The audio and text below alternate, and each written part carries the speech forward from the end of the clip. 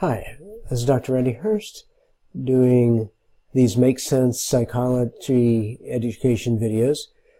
And this one's on boundaries. I had somebody ask on responding to another video about boundaries in terms of, how do you set them? How do you keep them?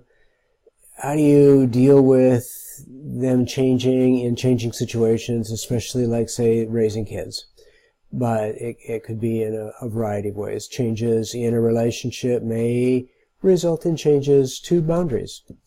So, talk about a complex thing. So this is just going to be some of the real basics. Later, we'll talk about issues that might have to do with standing up for oneself, avoiding enabling a problem to get worse by avoiding the conflict, those kinds of things, boundaries around those things. So first, the bad news. Boundaries set up for reactance. Okay, what's reactance? I talked about it in another video, but basically it's a reaction against something that is seen as taking power away or taking control away from us.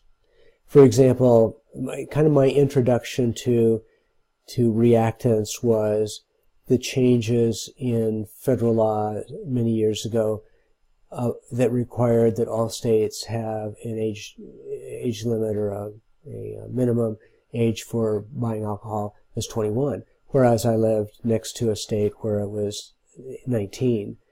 And the reactance literature talked about expecting a strong negative reaction and rebellion against this new law that says it's 21 for at least a couple of years until the 19 and 20-year-olds get it out of their system and the 15, 16, 17-year-olds have lived with it long enough to just do normal, let's call it normal juvenile delinquent drinking while minors. But in the beginning, they expected that it would be more. But this reactance reaction can happen with any situation. The spouse of somebody who is starting into a drinking problem, that if the spouse starts avoiding invitations to go certain places, to be with certain people, to try to get the drinker to not do things that set up for the problems that he or she has, that reactance against those attempts to control, even if they're very sneaky attempts to control, it's felt. It's taking away something. The reactance to the company an administration that you work under, making some change in administrative policy, some change in procedures, some basic policy change. The workers will be up in arms, so to speak. They'll resist. They won't trust. They won't believe it's going to turn out. They will want to know what's the real reason.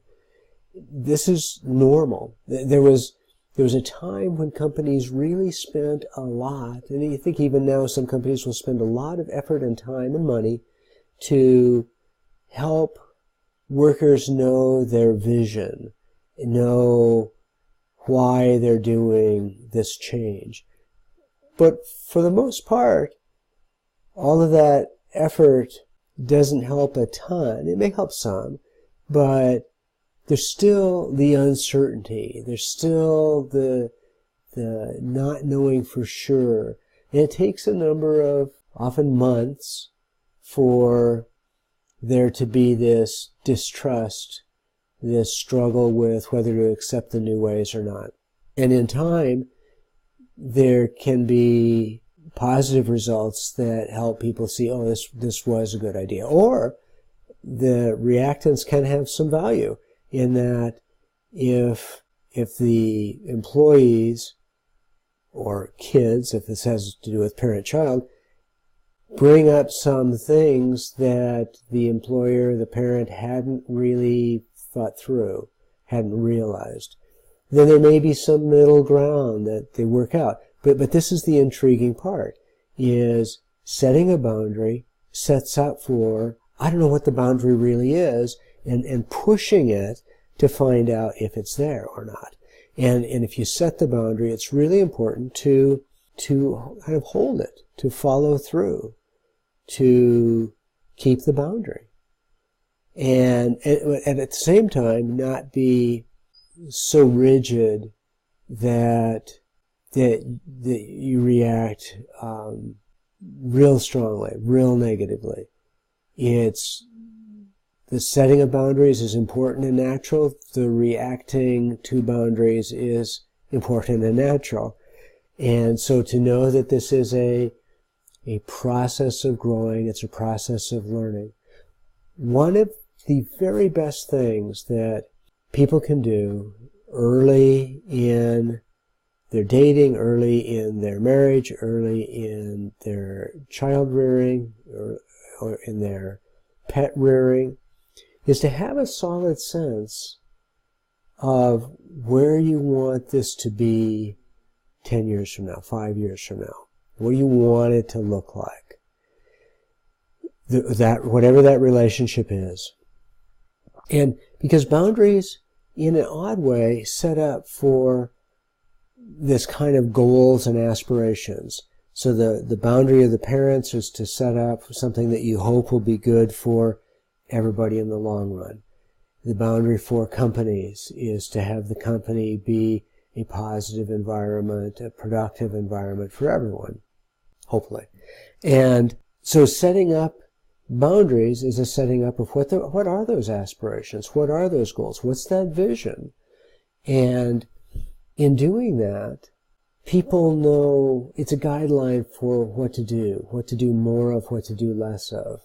And if you respond to that positively, if you notice when people are doing well, if they notice that, oh, this is working better, then it can grow into a comfortable place. It can be repeated enough that it becomes wired in. If you've seen some of the other videos about wiring in behavior patterns that the brain does, it becomes more automatic. Now, at the same time, one of the reasons for some people to establish a boundary is that the wired-in patterns that have been going on have become harmful to the relationship, harmful to the company, to the family. And in that case, there's a stronger reactance against changes, against perceived control. And then it becomes even more important to be able to understand the person's reactions as well as follow through with the boundary, to show that you're going to keep it, that there is a good reason for you to follow through, and you hope they do. That's one of the dilemmas is what if they don't? What happens to the relationship? This is one of the big dilemmas for parents of teenagers as kids start to feel their oats, start to feel that they're really so close to being an adult that they can act like they think an adult should be able to act, which often is interpreted as full freedom.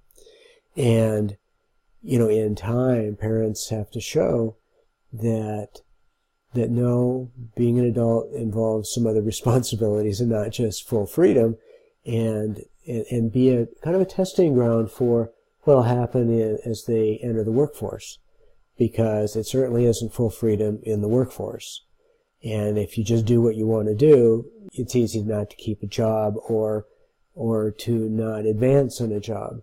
So the parenting relationship, the parenting setting of boundaries is really about that kind of preparation for down the road.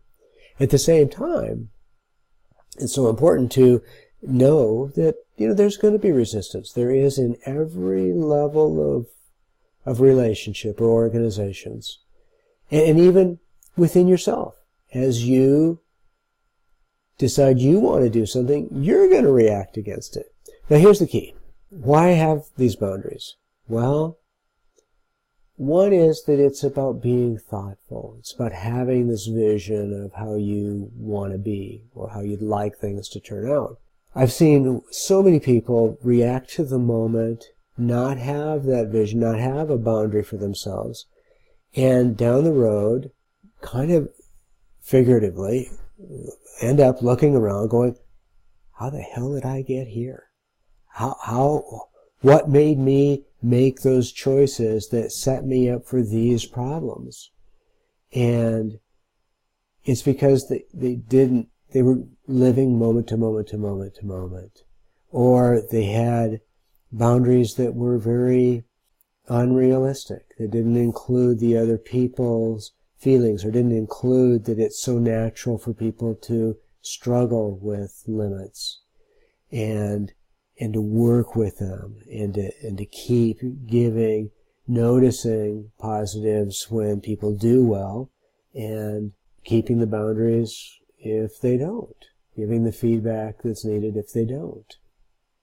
The longer a problem behavior has been happening, the bigger the reactance reaction, the monster I call it, is.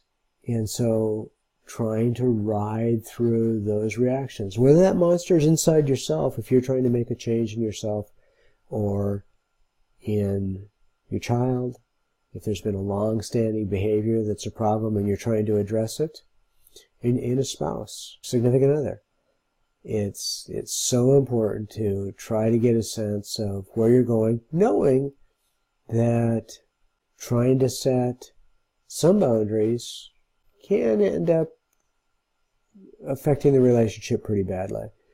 All I encourage is move slowly, help people understand where you're coming from. I'll be doing one on giving feedback, how to respond to the impact of somebody's behavior, especially if they say they didn't intend for us to feel that way. And how do we respond to that? In this case, how do you hold the boundary, but how do you hold it gently, kindly, at the same time, firmly enough? Anyway, I'm beating it. So see what you think. I'll add some more around enabling other kinds of boundaries, how to set up for intervention if you would ever find yourself needing it. Like anything else that I've said, if you find that it just becomes too much, you just don't follow through even if you know you need to, or it becomes overwhelming, or the other person's reaction in this case becomes way too much, get help. Don't rely on these videos. They're just for self-help. But if you need more, get help.